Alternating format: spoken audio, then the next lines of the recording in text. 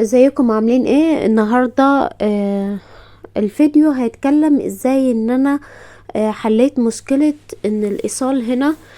زي ما انتوا شايفين ان انا لما رحت يعني ما اشتريت الكراسة هنا بيكون مكتوب عليها الرقم بتاعها. تمام. ف بيطلع لي ايصال زي كده من مكتب البريد اللي انا اشتريته منه. فهنا الايصال بيكون مكتوب فيه المحافظة ومكتب البريد والاسم والرقم القومي ورقم الموبايل ورقم الكراسة. فالمشكلة كانت فين؟ المشكلة كانت في رقم الكراسة هنا. كان يعني هنا 7 أرقام.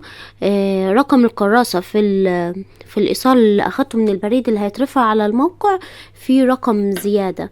يعني زي ما قلت لكم، يعني هنا 1 2 3 4، لا في مثلا رقم زايد 8، يعني اللي هو المفروض ما يكونش يبان. ولو كنت رفعت الايصال على كده على الموقع كان الطلب بتاعي هيترفض، او ما كنتش هدخل يعني القرعة من اساسا، على اساس ان رقم الكراسة فيها غلط. بس فانا ما كنتش اعرف الموضوع ده. فانا فرحنا يعني حد اقرب الاقارب ليا، اخويا راح المكتب البريد وكده. بس فقال له رقم هنا الكراسة مختلف عن الرقم اللي هنا وكده، الرقم هيطلب.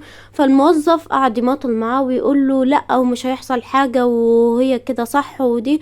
المهم الليلة ما شد معاه وكده، راح عمل له حاجة اسمها، بس انا نسيت اصوره لكم، محضر ومضى عليه وكده، وقال له تروح الفرع الرئيسي بتاع البريد يغيره لك هناك اللي انت في المحافظة اللي انت فيها.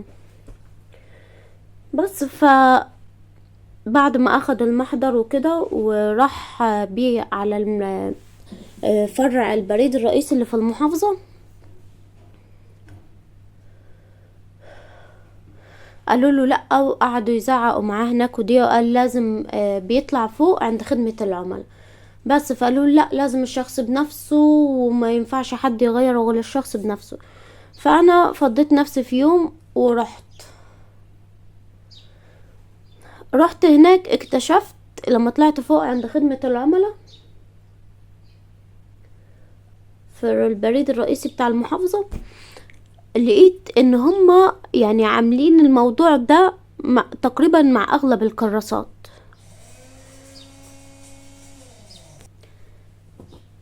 بس يا جماعة فرحت عند خدمة العملاء في مكتب البريد، لقيت هناك اكتر من حد، يعني معظم الناس عندهم نفس المشكلة، رقم الكراسة مختلف عن الرقم اللي في الايصال اللي انا بدفع بيه. ويقولوا لك لا، لازم الشخص بنفسه يجي يغير الرقم، يا اما يكون الشخص اللي جاي يغير لك الرقم معاه توكيل منه باسم صاحب الكراسة. دي اول مشكلة. تاني مشكلة بقى كانت في ايه؟ ان انت الموظف يروح يقعد هناك يقولك لما تيجي تغير الشخص بنفسه يجي يغير، يقول فين المحضر اللي اخدته من الموظف اللي عمل لك، يعني إن لازم تجيب لي محضر ماضي عليه موظف من البريد ان هو حصل غلط في رقم الكراسة.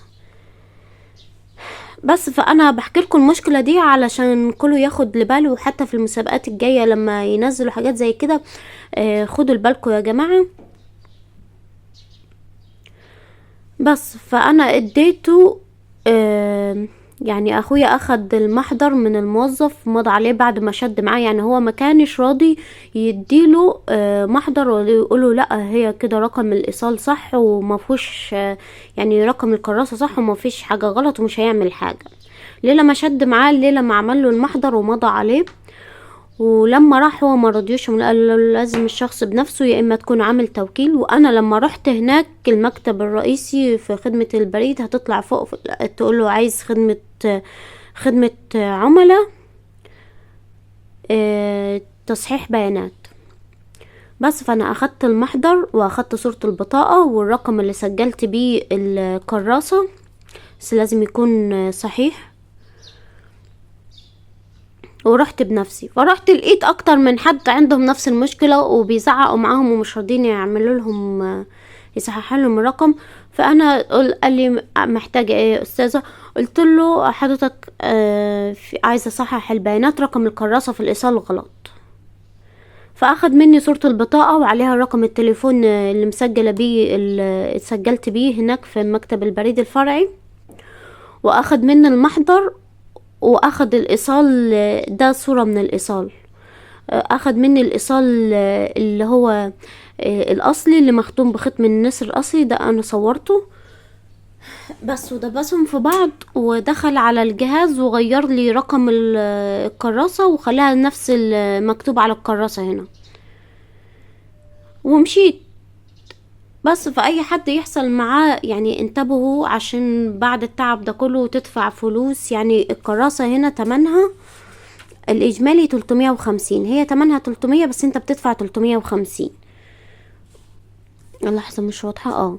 هي تمنها 300 وانت بتدفع هنا 350 تقريبا، مصاريف إدارية ولا ايه.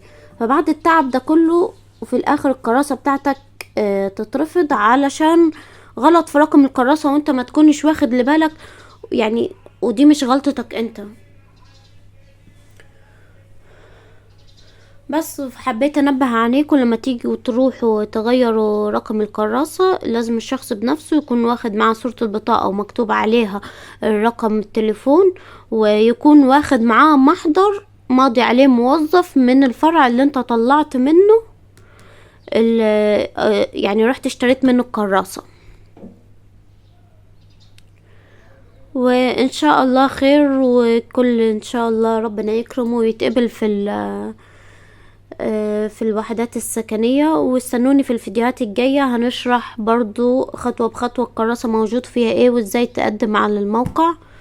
ولو احتجتوا اي استفسار اكتبولي في الكومنتات وان شاء الله هنرد على كل الاسئلة بتاعتكم. استنوني في الفيديوهات الجاية.